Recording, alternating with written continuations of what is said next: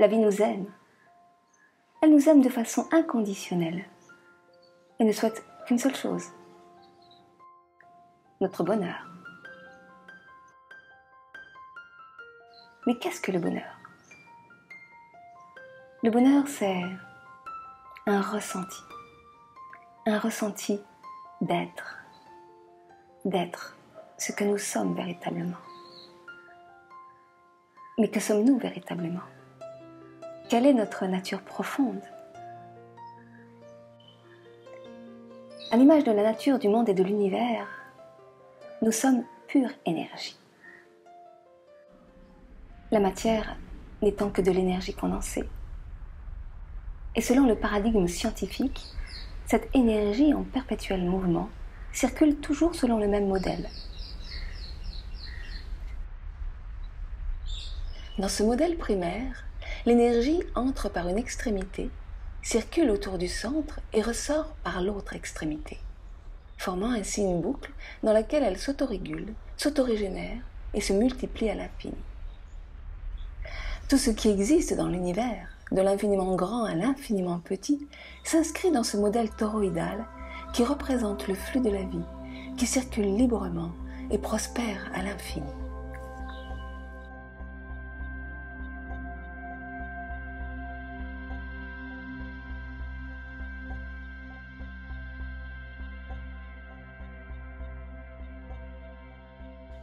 Et ce que le paradigme scientifique appelle énergie, à l'origine de toute vie, les spiritualités du monde entier l'appellent amour.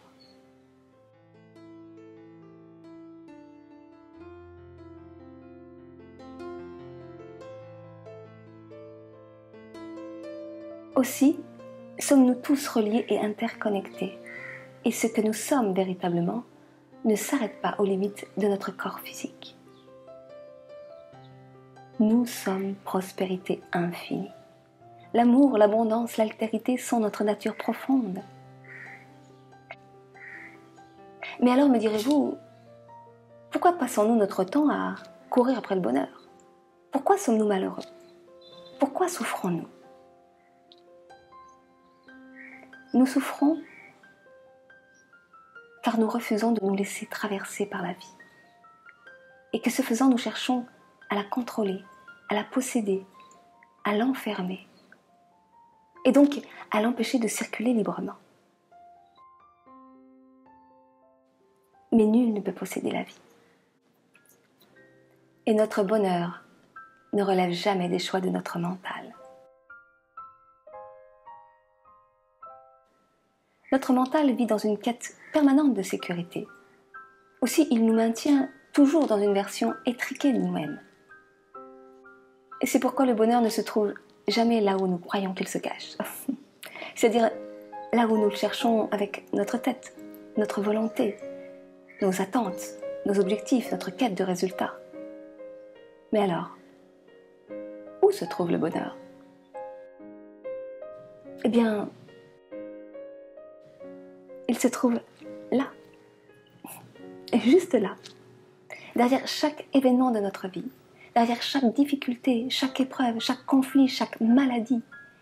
Car le problème n'est pas tant la situation en elle-même, mais notre résistance à la situation que nous jugeons comme étant inacceptable. Et ce que nous considérons être un problème n'est rien d'autre qu'une solution qui a besoin d'être accueillie. Car la vie nous aime et rien n'arrive jamais par hasard. Tout est synchronicité, régie et magnifiquement orchestré par la loi d'amour, qui nous dit ceci. L'amour est la nature profonde de la vie, de l'univers et donc de l'être humain. Il est notre source créatrice, l'essence de notre âme, la nourriture de notre être. Et il n'a qu'une seule quête, qu'une seule vocation, qu'une seule passion, se multiplier et prospérer.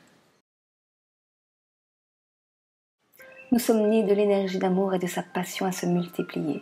Et nous avons la possibilité d'incarner cet amour, afin qu'il puisse circuler librement dans la matière, à travers nous, et qu'il puisse prospérer sur terre à l'infini. Mais pour ce faire, Nous devons nous laisser traverser par la vie pour permettre à l'amour de se donner à travers nous.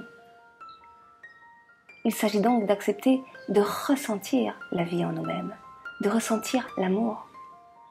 Le ressentir dans notre cœur, mais également dans tout notre corps et à travers tous nos sens. Ce qui très concrètement veut dire s'ouvrir à notre sensibilité, accueillir nos ressentis, nos sensations, nos émotions et permettre alors l'éclosion de nos ressources intérieures et de ce que nous avons d'unique en nous.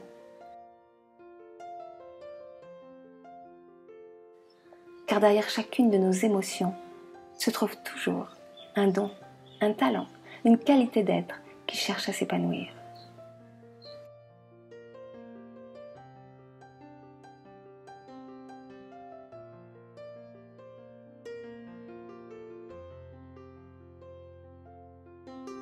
Malheureusement, notre culture et notre éducation ne nous apprennent pas à ressentir.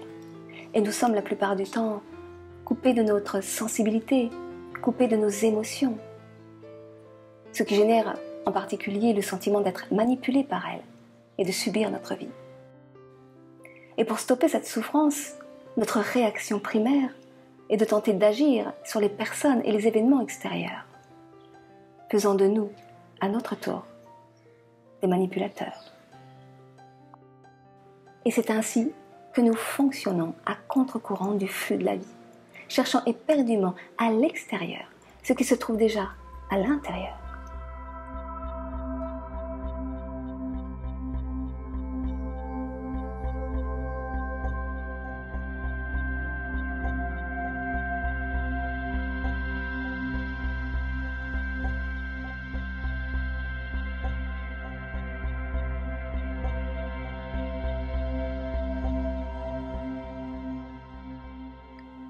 Nul besoin de chercher à l'extérieur.